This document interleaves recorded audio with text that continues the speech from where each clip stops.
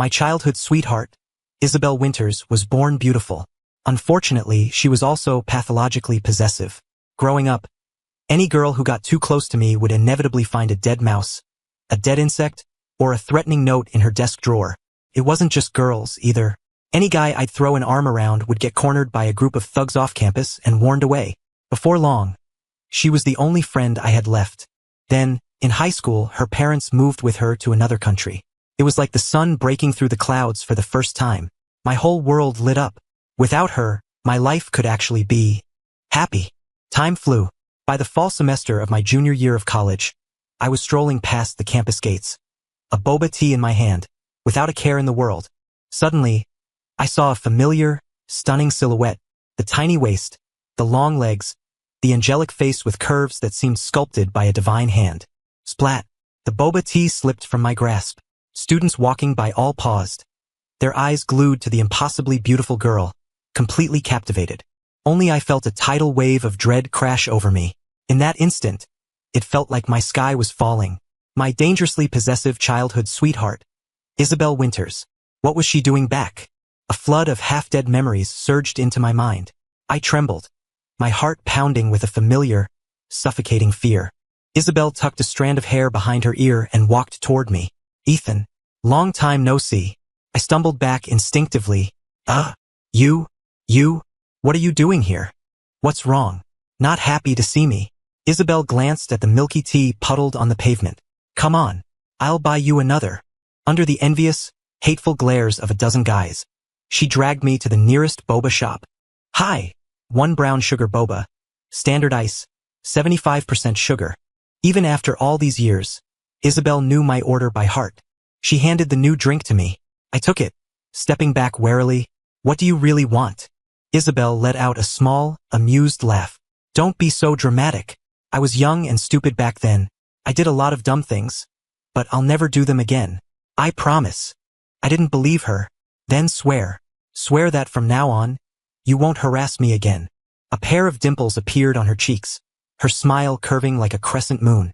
She raised her hand and actually swore an oath to the heavens. I relaxed a little, noticing that she did seem different, more mature. Weren't you studying in the States? Why are you back? I asked. I transferred, she said. I'm at the university right next to yours. A jolt went through me. Transferred? To Northeastern. What about your aunt and uncle? Are they back too? I asked quickly. Isabel's eyes suddenly welled with tears. She threw her arms around me, her tears soaking my shoulder. My parents. 6 months ago. A car accident. Now it's just me. She started sobbing. I only know you here. So I came back. My heart ached for her. Putting all the crazy stuff aside, we had grown up together. There was a real history there. If you need anything, I comforted her. Just tell me. I'll help you. Isabel pulled away, wiping her tears. She reached into her bag and pulled out a box. A gift for you. I stared at the Gundam model in her hands, my eyes wide. It was a Freedom Gundam, a global limited edition. You couldn't get it even if you had the money. How much was it? I'll Venmo you, I asked. Isabel hesitated for a moment, then smiled. $1,400. The number made me wince, but it was overshadowed by a sense of relief. My old flame. She really had changed. In the past, she would have just forced it on me for free. I pulled out my phone to send her the money, but then came the awkward part. I didn't have her number. I deleted all her contact info the moment she moved. Isabel saw my predicament, quickly took my phone, and tapped away. This is my number. You can't delete it again. She smiled as she handed it back. I took the phone, feeling a little guilty. Sent. Make sure you accept it. Isabel accepted the Venmo payment. I have to go finish my registration at the university. See you later. Yeah. See you. Watching her walk away, I felt a mix of emotions. Maybe time really could change a person. She seemed so normal now. If she'd been like this back then, I never would have avoided her. Just as I was lost in thought, my phone rang. I glanced at the screen. Crap. I'd completely forgotten about Chloe. I answered immediately, and Chloe's voice came through the line. Hey, Ethan, what are you doing? I've been waiting for you at the back gate for half an hour. I'm so sorry. Something came up. I'm on my way right now, I said, already breaking into a run. Chloe was a girl I'd met in a club during my freshman year. She was petite and cute, with a bright, cheerful personality. We got along great. I had asked her to see a movie tonight, but Isabel's reappearance had thrown everything off schedule. I sprinted to meet her, and we went to see Spider-Man. Across the Spider-Verse. Have to say, the movie was amazing. After the movie, as we usually did, we ended up in the small, wooded grove behind the school. Chloe and I were in that blurry space. More than friends but not quite a couple. Floating in that hazy, wonderful stage of almost romance. We sat on a wooden bench, and she looked at me, her eyes blinking. Ethan, you said you had something important to tell me today. What was it? I froze. My plan had been to ask her out today. But now, with the thought of Isabel back in town, the words wouldn't come out. Chloe got a little impatient. What is it? Just say it. She looked at me, her eyes shimmering with affection. In the dark, alone together, the atmosphere turned electric. The hormonal teenager in me couldn't resist. I leaned in and kissed her. Chloe froze for a few seconds, then pushed me away, her cheeks bright red. She looked at me seriously. Why did you kiss me? I stammered, unable to form a coherent thought. Her expression grew even more serious. You can't just go around kissing girls. I took her cue and matched her serious tone. It wasn't just any kiss. I like you. Chloe pressed on. You like me? And I let it all out. Will you be my girlfriend? Chloe nodded, her eyes glistening. Okay, I will.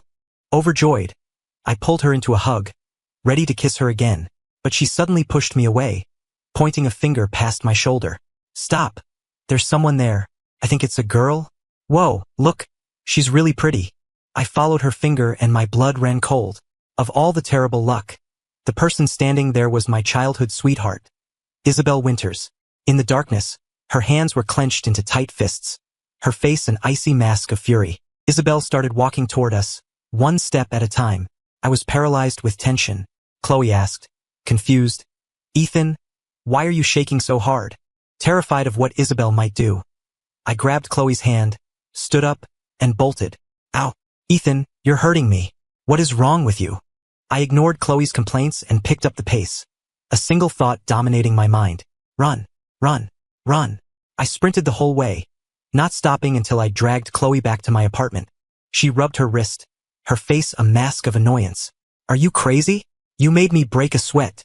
I forced a laugh. Sorry. She noticed my tense expression. What happened back there? You look like you've seen a ghost. Isabel was my childhood nightmare. A story I'd never told Chloe. I hadn't before and I didn't want to now.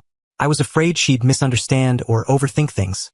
I came up with a clumsy excuse. It's late. Just felt like a run, you know? Get some exercise. Chloe looked at me suspiciously, then glanced around the apartment. It was her first time here. Whoa, you live in a place this nice all by yourself? You must be loaded. Chloe's family was working class. She'd had a part-time job since she was a teenager. Compared to her, my family was definitely well off. But compared to Isabel, I was practically broke. After looking around, Chloe suddenly crossed her arms, her expression wary. Ethan, did you bring me back to your place because you're planning something? My only goal had been to get away from Isabel. I hadn't been thinking about anything else, but now that she mentioned it, the idea did cross my mind. Hehe. Because the dorms locked down at 10 p.m. She couldn't get back and had to stay the night. Chloe pointed at the living room couch. You're sleeping here tonight, she instructed, before heading off to take a shower. There was no way I was going to let an opportunity like this slip by. After some sweet talking and persistence, I managed to get into bed with her.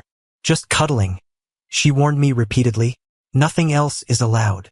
I agreed verbally, then promptly crossed every line she had drawn. Afterward, Chloe hid under the covers, sniffling and muttering, Liar! She peeked her head out, her big, watery eyes fixed on me. You have to take responsibility for this.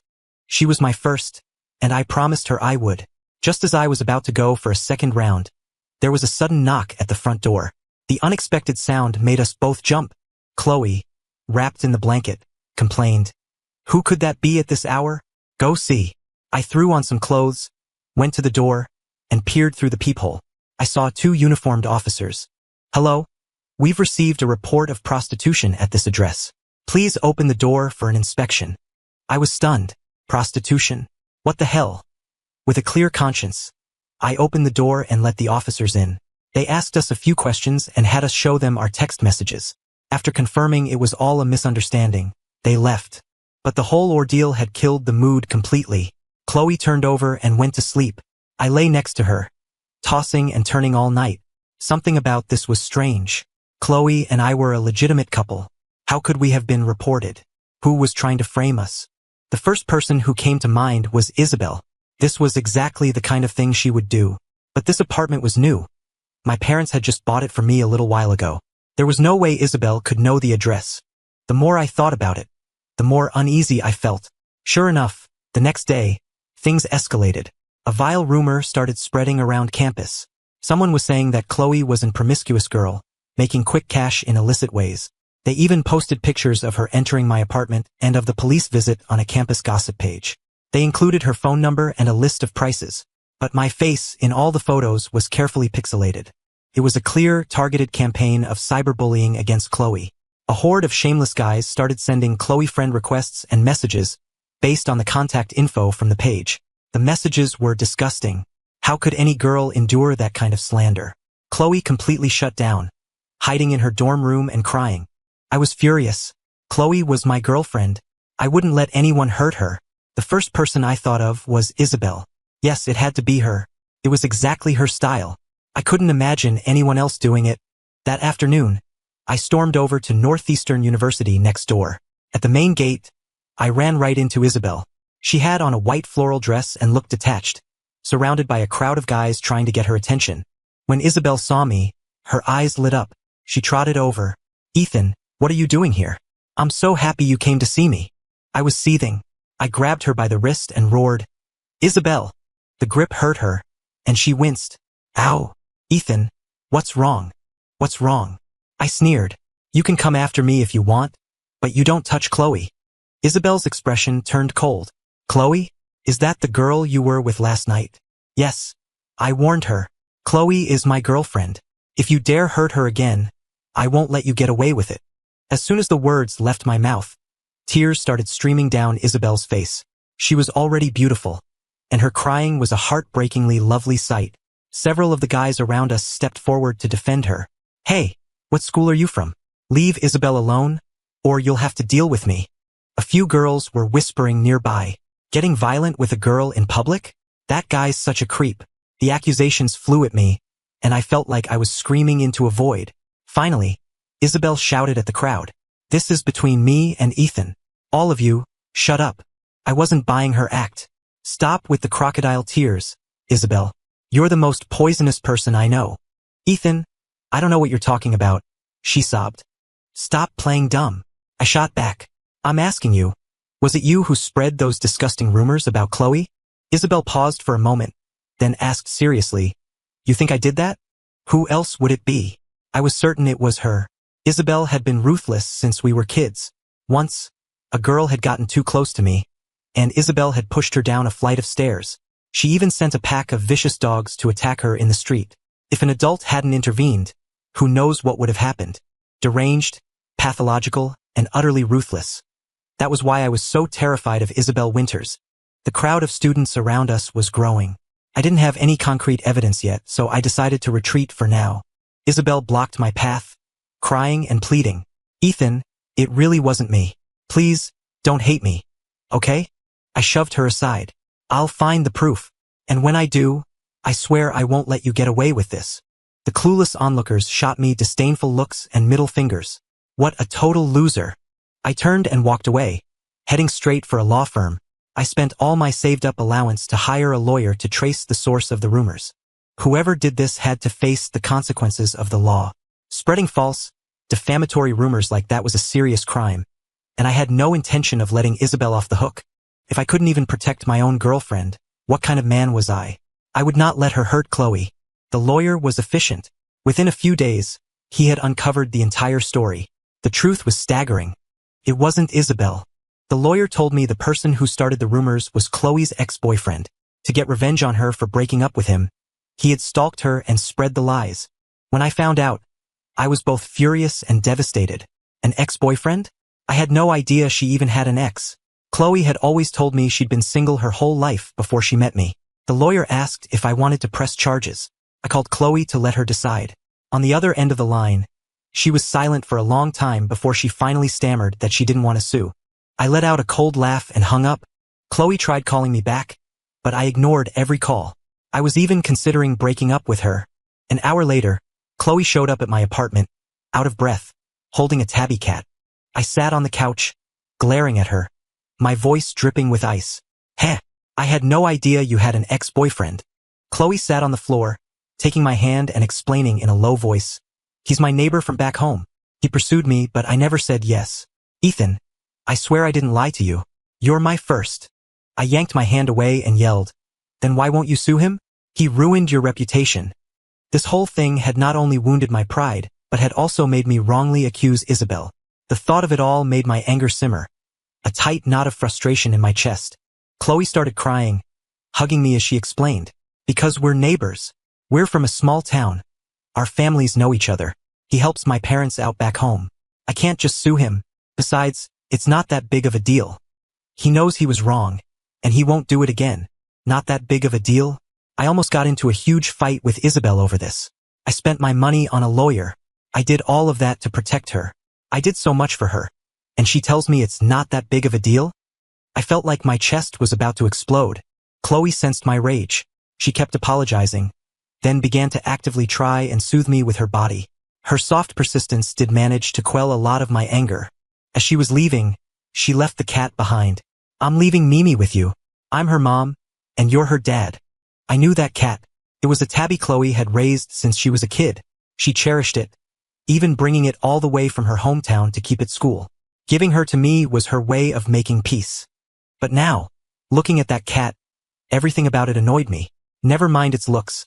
It just arched its back and hissed at me. It would yowl in the middle of the night, ruining my sleep. I was annoyed, but I didn't hurt it. I even went online and ordered cat food for it. The next evening, I came back to my apartment and was hit by the smell of something burning. Then I saw the cat's body. It was lying motionless on the floor, a chewed-up electrical cord next to it. The cause of death was obvious. It had played with the wrong wire.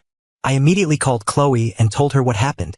She rushed over, staring in shock at the electrocuted corpse.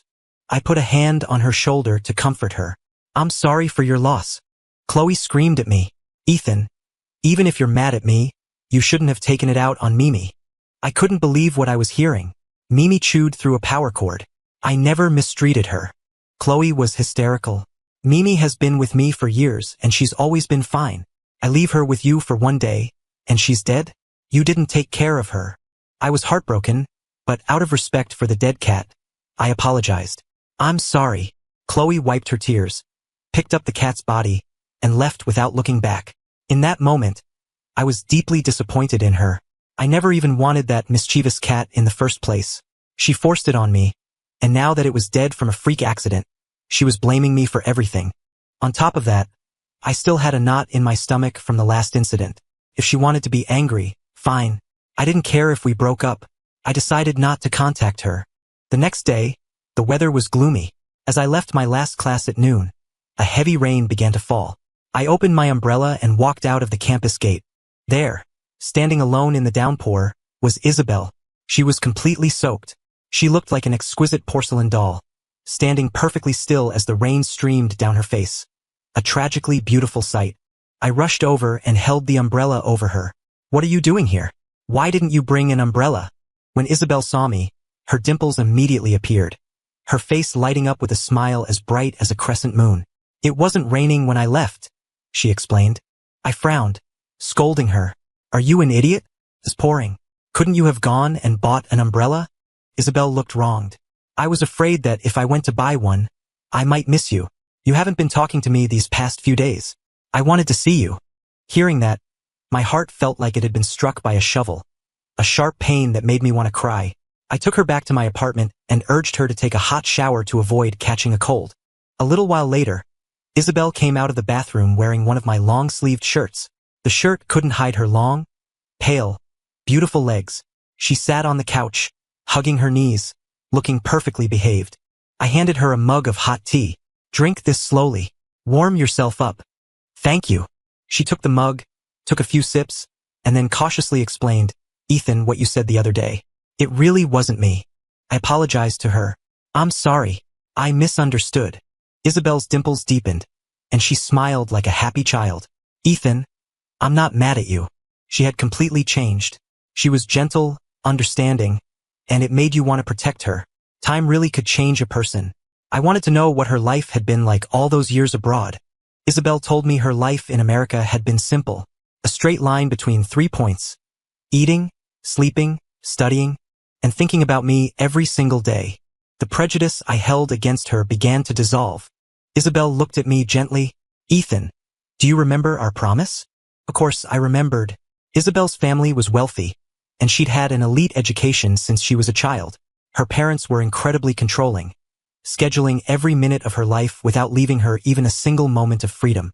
One day, little Isabel couldn't take the pressure anymore and hid in a park, crying. I happened to be passing by and offered her a Jolly Rancher. Here, don't cry. Little Isabel tasted it. It's so sweet. You've never had one before? I asked. She shook her head. My parents are really strict. They never let me have candy. I thought she was cute and pitiful. Then I'll marry you when we grow up. I'll give you all the good food you want and make you happy. Little Isabel stopped crying and held out her pinky. Pinky swear. Cross your heart. Hope to die. You can't ever lie. I hooked my pinky with hers. Yep. I'm a big boy. Big boys don't lie. She smiled. Let's grow up fast, so we can get married fast. Because of that promise, Isabel had become obsessed. Back in the present, she suddenly hugged me. Ethan, I love you. I love you. I love you. I love you so much. I've always loved you. I want to marry you, be with you for this life, the next life, and the life after that. Please don't leave me, okay? I'll be good. I'll listen to everything you say. In that moment, the last of my defenses crumbled. I hugged her back. Isabel seized the opportunity, launching her offensive. She was already breathtakingly beautiful, and now she looked so vulnerable and sweet. I couldn't resist in the slightest. Finally, we slept together. Looking at the stain on the sofa, I felt like a real piece of trash. I hadn't even broken up with Chloe yet. But that night with Chloe, there hadn't been a mark like this. Heh. And she had denied that the person who spread the rumors was her ex-boyfriend. I didn't care if she was a virgin or not, but Chloe had lied to me. Thinking of that, my guilt lessened. Isabel then pulled me into the bedroom and took from me with a fierce hunger. I didn't get a wink of sleep all night. When I woke up the next day, I found she wasn't beside me. I walked out of the bedroom, holding my aching back, and saw the dining table set with milk, wontons, and a heart-shaped fried egg. Next to it was a note. Hubby, I went to class, made you breakfast, remember to heat it up. Love, your Isabel. I felt a wave of pure happiness. So, time really could change a person. The way she was now, she was practically the perfect wife. Just as I finished breakfast, Isabel came running back, out of breath. I thought you went to class? I asked, surprised. Isabel hugged me, nuzzling against me. Hubby, I missed you. I skipped class to come back and be with you. I laughed and tapped her on the head. We have all the time in the world. You don't need to rush back for this. Go back to class. She burrowed her head into my chest. No, I just want to be with you. Isabel and I officially started living together. For the next few days, Chloe didn't contact me. Her roommate did send me a text, saying it was normal for couples to fight, and that I should go make up with Chloe. Of course, I had no intention of reaching out. I was hoping our relationship would just fade out until we broke up. But Chloe couldn't stand it.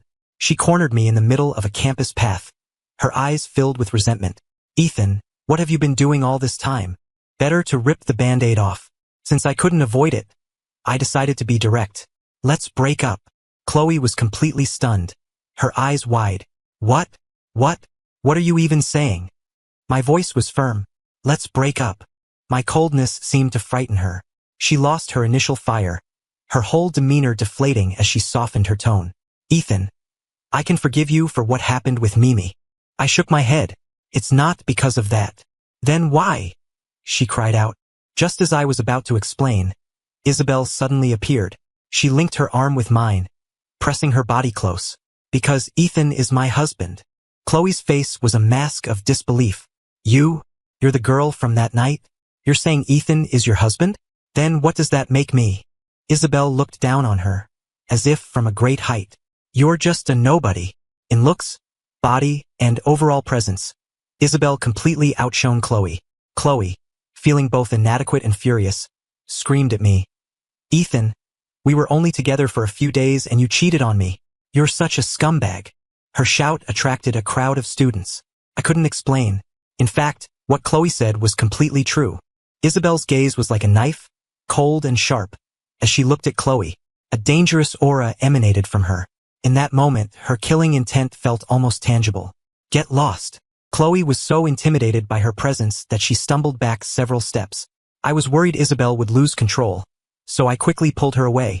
Behind us, I could hear Chloe's sobs, which officially branded me a cheater. Back at the apartment, I expected Isabel to throw a fit, but she was unnaturally calm, immediately busying herself in the kitchen to make me dinner, as if nothing had happened. She just became even clingier, wanting to be stuck to my side 24/7. The next morning, Isabel went to class with me, staking her claim in front of all my classmates and friends. The girls looked at me with contempt, but couldn't help but be amazed by her beauty. The guys, meanwhile, were bad-mouthing my character in private while grinding their teeth with jealousy. Isabel had a great image and an elegant air about her. Taking her out with me felt great. As for Chloe, I heard she was almost hit by a car the previous night. A well-known Tesla had suddenly lost control. The incident was a big deal. A reporter even came to campus to interview Chloe about it. I was worried, but it wasn't my place to ask. At least she was okay. During the time Isabel and I lived together, she took care of all the housework. Cooking, laundry, cleaning, and satisfying my every need. She was as meek as a lamb. Honestly, if she had been like this before, we would have gotten together long ago, and Chloe would have never been in the picture. We were blissfully in our honeymoon phase, a kind of comfort that Chloe could never give me. One evening at dinner, Isabel got a call. I glanced at the number. It was from the United States. Isabel's beautiful eyes narrowed. She stepped away from me and went into the bedroom to answer the phone. A little while later, she hurriedly packed a bag and booked a flight to the US for that night. "Hubby, there was a small problem with my transfer paperwork. I need to go back to the States to get it sorted out. It should only take about 5 days." I was reluctant to see her go. "Do you want me to go with you?" Isabel waved her hand and came over to give me a passionate kiss. "Just wait for me at home, hubby. I'll be back before you know it." "Okay." I nodded. The few days she was gone, I felt a kind of emptiness. But that emptiness was soon shattered by Chloe. Late one night, Chloe showed up at my door, holding a small puppy. "What are you doing here?" I asked, surprised. "Ethan, I was wrong," she said. "I know Mimi's death wasn't your fault. I'm sorry." She held the puppy out to me. "This little guy. I want you to take care of him." I was speechless. Chloe always used animals as an apology or a peace offering. I refused immediately. "No way. If something happens to it, you'll just blame me again." Chloe shook her head vigorously. "I won't. I'll never do that again. I'll move in and we can take care of him together. Okay?" How could I possibly agree? "No. I have a girlfriend now." Chloe's face fell. "Then break up with her. Kick her out." "No," I said firmly. "I can't do that to her." Chloe let out an angry laugh. "You can't do that? But that's exactly what you did to me." I couldn't argue. I just stood there in silence. Chloe took a deep breath. "I get it. I'm not as pretty as her. My body isn't as good. My family isn't." She paused, then gently placed a hand on her stomach. "But I have this." I froze, feeling like I'd been struck by lightning. What? What are you saying?" "That night I stayed over at your place," Chloe explained. "After I went home, my period never came. I went to the doctor for a checkup, and I found out. I was so shocked I could barely think straight. Are you sure it's mine?" Chloe was furious. "Ethan, what is that supposed to mean? I'm not that kind of girl." "Yes." I lied. "I had an ex-boyfriend, but we broke up back in freshman year." She threw her arms around me, crying. "I'm sorry, Ethan. I shouldn't have hidden it from you, shouldn't have lied. It's because I like you so much. I didn't want you to have a single bad impression of me." She took my hand and placed it on her stomach. "But now we have a baby, and a baby can't be without its father." In that moment, I wanted to die. I wanted to tell her to get an abortion, but it was a human life. I couldn't say the words. I couldn't bear the thought. My mind was a complete mess. I had no idea what to do. Chloe seized the opportunity, pulling me into the bedroom and showing me her affection. I was in a daze and half resisting, half giving in. I let her have her way. In the middle of it all, Isabel called. I reached for the phone, but Chloe snatched it away. She turned it off. Focus. A long time later, Chloe was resting in my arms. I looked closely and noticed a number of fresh cuts and bruises on her body. What happened? Did you get hit by that car? Chloe pouted. I don't know what's going on. My luck has been terrible lately. I get bitten by a dog, almost get run over, my bike brakes fail. All sorts of accidents. Feels like the whole world has become dangerous. But don't worry, they won't scar. I can always get laser treatment if they do. Hearing this, a storm raged in my heart. How familiar it all sounded. Chloe hesitated, then said, Ethan, I have to tell you something. Don't get mad. What else happened? Just tell me. I urged. Chloe answered cautiously, my neighbor. My ex. He sent someone to tell me that it wasn't him who spread the rumors. Someone paid him a lot of money to take the blame. What? I was horrified. A terrible answer began to form in my mind. At the same time, a heart-wrenching yelp came from outside the bedroom. Chloe and I threw on our clothes and ran out. What we saw was a scene that will be burned into my memory forever. My Gundam model was holding a pair of scissors, disemboweling Chloe's puppy. Ah! Chloe screamed and fainted. I wasn't doing much better. I gasped for air, my hands and feet went numb, and my brain felt like it had exploded. This is impossible. It's completely impossible. That Gundam. The one Isabel brought me when she came back. Not only could it move, but it could kill. In the dim light, its eyes glowed with a faint red light. Those weren't eyes. They were cameras. My mind was a whirlwind of terror and disbelief. Bizarrely, my phone, which had been turned off, suddenly rang. I picked it up and looked at the screen. It was my best friend, Leo. Leo was also studying in the States, and a month ago, I had asked him to look into Isabel for me. I answered the phone, and Leo's frantic voice came through. Ethan, be careful. Isabel has been lying to you. What do you mean? I asked urgently. Isabelle Elite. Leo said, her parents didn't die in a car crash. She had them committed to a psychiatric hospital. I don't know the full story, but I heard they were supposed to be released a few days ago. But for some reason, they were readmitted yesterday. A cold sweat broke out on my skin. I realized that Isabel's urgent trip to the US wasn't for paperwork. It was to make sure her parents stayed locked up. What else? Tell me everything. I demanded. Also, Leo added, Isabel isn't just some student. She's a genius. She goes to one of the top universities in the country, majoring in network information security. The New York Times did a piece on her. She's young, but her computer skills are on par with the world's top hackers. Even the NSA has tried to recruit her. Hearing this, I suddenly remembered the day Isabel returned. She had taken my phone to add her number. She must have planted a virus on it then. That's how she always knew my every move. No wonder she always showed up at the perfect moment. The fake police report, the rumors, the cat's death, all of Chloe's injuries. It was all Isabel. I thought time had changed her. How laughable. Isabel hadn't changed at all. She was still the same monster. She had just pretended to be normal, hiding in the shadows, pulling the strings, waiting for me to let my guard down. She was even more terrifying than before. Suddenly, Leo's call was disconnected. A second later, a text message from Isabel came through. Hubby, I'm back. I'm right outside. I forgot my key. Can you open the door? What? She was back already. I sucked in a sharp breath, and the phone fell from my trembling hand. Knock, knock. The sound came from the front door. Hubby, why aren't you opening the door? Hubby, open up. Hubby, I know you're in there, and I know that slut Chloe is with you. I don't blame you. She's the one who seduced you. My hair stood on end. A wave of pure terror shot up my spine. Police. I have to call the police. I can't let her in. To my horror, my phone was no longer under my control. The screen was filled with a flood of messages from Isabel. Hubby, be a good boy and open the door. Okay? I missed you so much. I'm wearing the Lolita dress you like so much today. Hubby, if you don't open this door, I'm coming in myself. Boom, boom. The door shuddered as if being hit by a heavy object. I glanced at Chloe, unconscious on the floor. She was carrying my child. I absolutely could not let Isabel in.